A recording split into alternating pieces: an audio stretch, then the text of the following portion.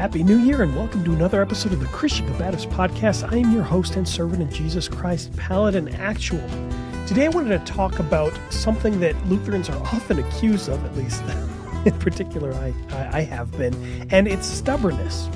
It is Lutheran stubbornness. It is this idea of, why do you Lutherans always act like you're better than us? Why do you act like your doctrine needs to be present constantly, that your doctrine is right and all other doctrine is inferior or wrong? Well, I mean, the fact of the matter is, straight off the bat, if you don't believe that the doctrine that your denomination teaches is right, then you need to consider another denomination. You should believe that your denomination has the clearest, best understanding of doctrine out of all the possible options. This is why it's important to kind of study not only what your denomination believes and teaches, but also what other denominations do as well. And obviously, to be studying what the Bible teaches, so that way you know which teachings are good, which teachings are bad, which teachings are accurate, which teachings maybe go in their own sort of direction. Now, this comes up because this is a problem that exists in the chaplaincy. This is a problem that exists in schools, Christian schools. This is a problem that exists anywhere that you have different denominations, different. Well, I'm not even going to say different religions. Let's just get that out. Different denominations within Christianity, and a lot of the time, proper Lutherans will insist on their Lutheran distinctives and are called out on this, why don't you, I'll give you an example. Somebody's visiting the church. This hasn't happened recently, thankfully, but somebody visits a Lutheran church and they want to receive communion, and the Lutheran pastor goes and talks to him, in the 2 minutes before the service starts and says, hey, are you a confirmed member of the Lutheran Church Missouri Synod in good standing? Now this person says, well, no, I'm not. I'm a Baptist, but I'm a Christian just like you, and I am going to receive communion, or I would like to receive communion. The Lutheran pastor, doing his due diligence, says, well, we would ask you that you please refrain from receiving communion today. Give us some time to talk about our beliefs and stuff, because we believe, among other things, that when you come and you receive communion, that you are confessing that you believe the same thing as the church that you're receiving communion in, which would be an LCMS church. So you, as a Baptist, don't agree with LCMS doctrine. I mean, obviously you agree with Baptist doctrine, right? That's the whole point in calling yourself a Baptist. So because we do not agree in our doctrine, we would ask that for today you please refrain from receiving communion. You're welcome to receive a blessing at the railing, etc. Now, this Baptist is in a huff. How dare you? How dare you, Lutheran? How dare you exclude me from communion? I know I reject that, that the Lord's Supper is indeed the body and blood of Jesus. I reject that the Lord's Supper forgives sins, but how dare you exclude me from this practice? How dare you not accommodate my beliefs at your institution, even though they're, contrary to each other in this aspect? Now, there are plenty of agreements. There's plenty of very important agreements between Baptists and Lutherans. But in this case, the Baptist comes into the Lutheran church and says, I demand to be accommodated to my beliefs. I demand that you allow me to receive communion at your church, even though I don't agree with what you're teaching. I want communion, and you have no right to, or you are wrong to refuse communion to me, to not welcome a fellow Christian brother. Now, this is also the case. This is also the case with institutions and schools and chaplaincy. And since I'm an Army chaplain, this is something that thankfully I haven't had to deal with too much, because one of the nice things about being in the military is that you're allowed to be at least a little bit obnoxious. If you were in the military and you didn't know this, and your rank doesn't allow you to get away with this, then just be polite to everyone. But for those of us who are officers and those of us who are chaplains, there is actually an expectation that you put your foot down and you say, look, as a Lutheran chaplain, or as a Roman Catholic chaplain, as a Jewish chaplain, whatever, I teach doctrine according to my denomination, according to my faith specifically. This is actually what is expected of chaplains in the military, although it often doesn't happen. A lot of times chaplains are treated by and again, this is not an accusation against my unit or my commander. They've actually been wonderful in understanding my role as a chaplain. But in some units, chaplains are expected to to accommodate other denominations, other religions, as though they don't have any right to claim that they have the closest understanding of truth. So as a Lutheran, a hypothetical example, this has thankfully never happened to me. Hypothetical example, as a Lutheran, let's say I've got a commander who comes to me and says, hey, we've got these, who are we going to pick on? Let's pick on Methodists. We've got these Methodists. There's, for whatever reason, it's a whole it's a whole unit full of Methodists. We've got these Methodists, and you're their chaplain, so you need to give them communion. Now, as a Lutheran pastor, I'm not allowed to give communion to other denominations or to people, even people within the LCMS, there's some restrictions. For example, if you haven't been through confirmation, if I haven't talked to you beforehand, so there's restrictions on who I'm allowed to commune. But the commander says, hey, you have to stop being so stubborn. You have to commune this other denomination. All of these Methodists that we have in our EOD or whatever in our finance group or whatever, you have to give them communion. Well, I say, as a Lutheran, I can't give them communion. They're not Lutherans. I can only give communion to Lutherans. Well, you're being stubborn. Why don't you just accommodate somebody else, somebody else's beliefs? Now, again, as a chaplain, there's responsibilities that if I cannot provide something, if I cannot perform something myself, I will do my best to provide it. I cannot perform. I don't know what a Muslim imam would do, what their service is called. I can't perform one of those things, but I can, if I have a Muslim in my in my unit, I can try to find them an imam who can accommodate them. So thankfully, the military, at least legally, allows for a Lutheran to be a Lutheran.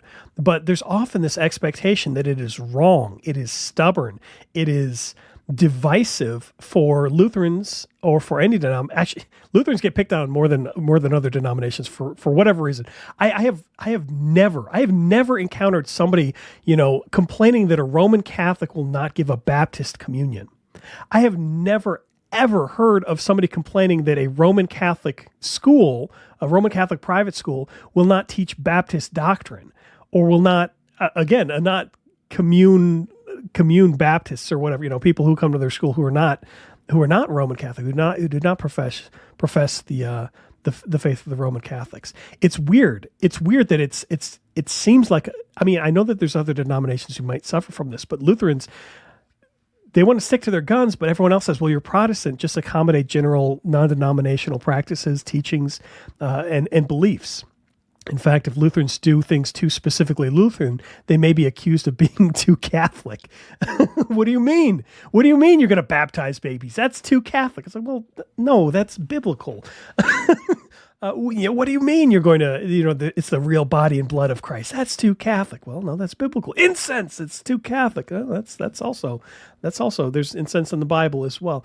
The reason this comes up is I was having some conversations with people about the expectation. So I talked about chaplaincy. Another example is Lutheran schools, and this is something that I've talked to pastors who have dealt with and been involved with Lutheran schools around the country.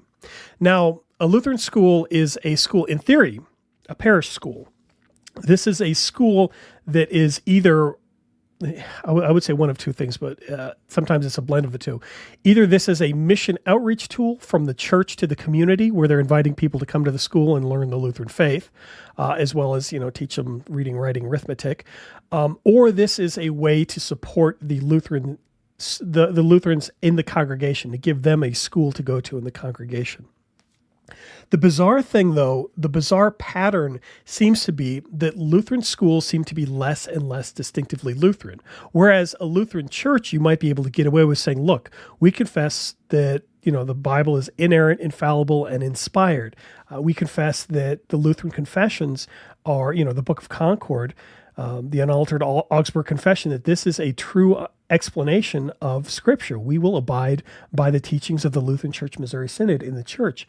But the moment you do that in the school, all of a sudden all these alarms go off and all these eyebrows are raised. And it's there's all kinds of different people at the school. There's not just Lutherans at the school. We have to take into consideration that there's plenty of non-Lutherans attending the school.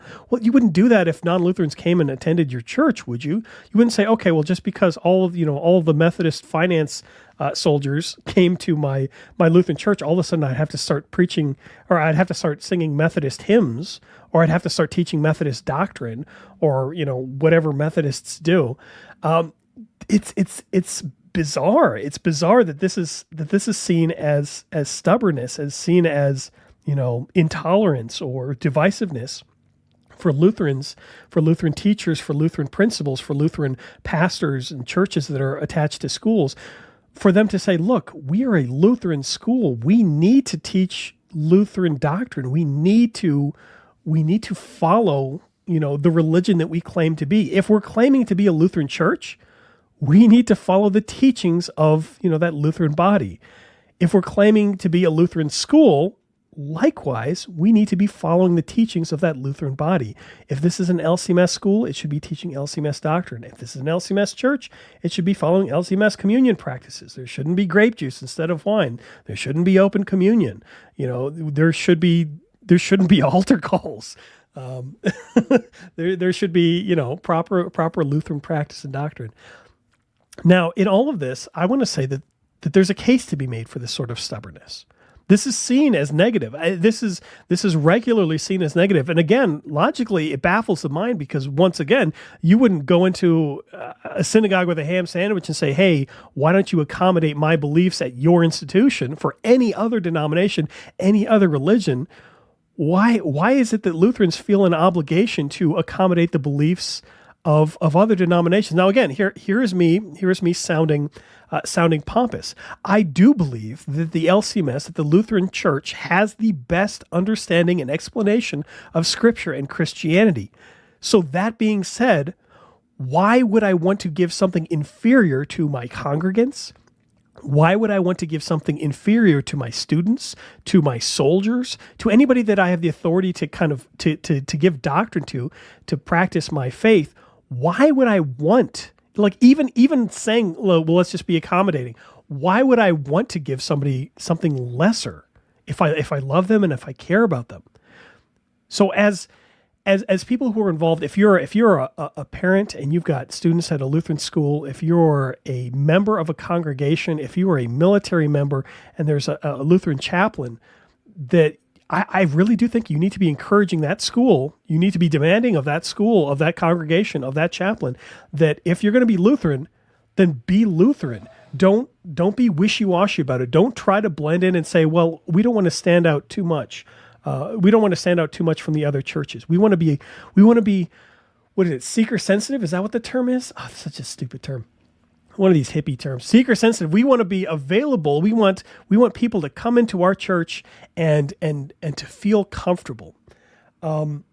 It's interesting. I'm trying to remember who it was. It might've been Pastor Peterson or somebody else. Somebody was talking about an explanation that a church can be either like an airport or it can be like a house. It could be like a home. Now, at an airport, nobody's really particularly comfortable. Like, nobody wants to stick around there, but everybody's comfortable enough going to an airport. There's nothing too offensive at an airport. You go there, you do your business, you get on a plane, you leave. You have no intention of living at the airport. You have no intention of, spending more time than you have to at the airport. It's just something you have to do, someplace you have to go, and it's not too objectionable, and it doesn't accommodate anybody too much, so it doesn't exclude anybody. And you leave.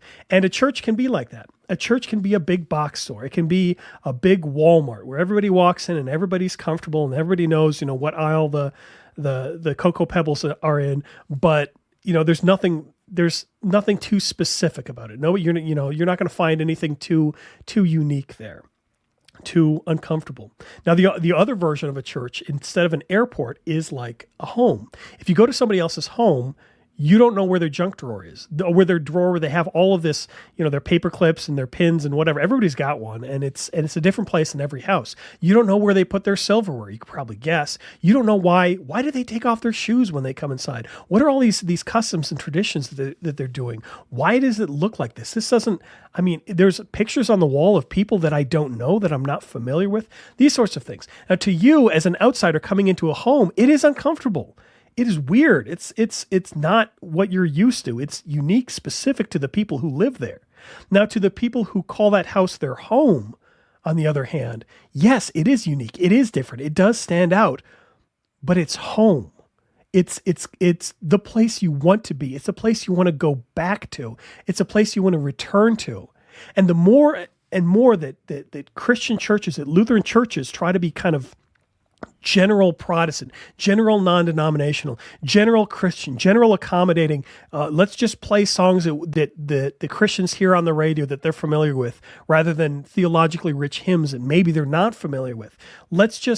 Let's not do liturgy. Let's not do vestments, because they're going to be too concerned about that. They're going to come in and think things are weird because the pastor's wearing a chasuble or something like that. Let's be as generic as possible, as accommodating as possible. And as a result, these churches end up being airports. People come in for a period of time and they find there's nothing special there and they leave.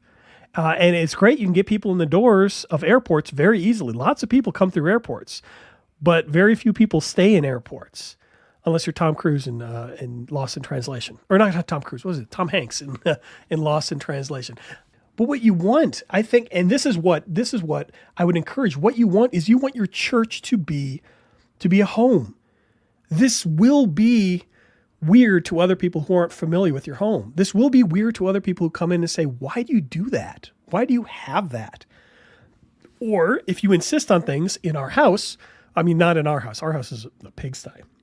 But in some people's house, like hypothetically, say you have people over to your house, and in your house there's a rule that you take off your shoes at in the mud room or at the foyer or whatever. You take off your shoes when you're in the house so you don't track in things on the carpet.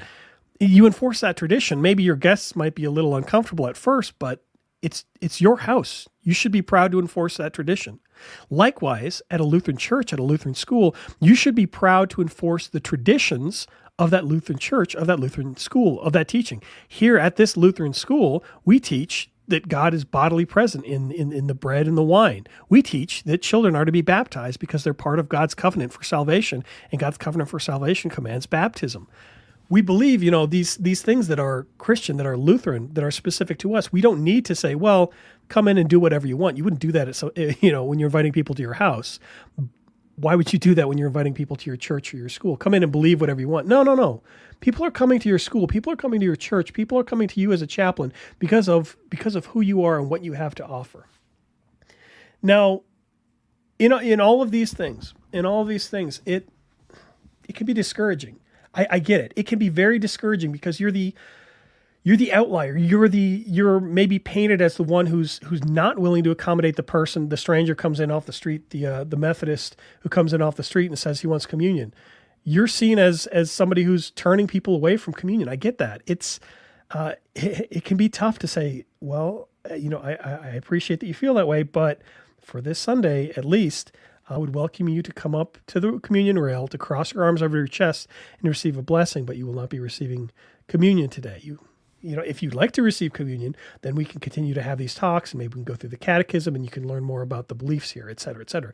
That can be a difficult conversation to have. It can be much easier to just be like, oh, the Methodists are here again. All right, just give them communion and give them out the door. But that's not being responsible to to the members, to the visitors, or to the doctrine that you're supposed to be teaching.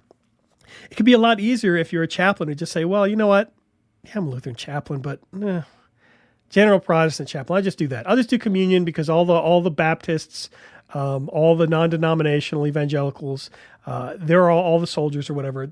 They don't know the difference anyway. So I'll just give them communion. I'll give them what they're used to. I'll give them some generic TED Talk Bible story thing, and I'll send them on their way. And that's the easiest way.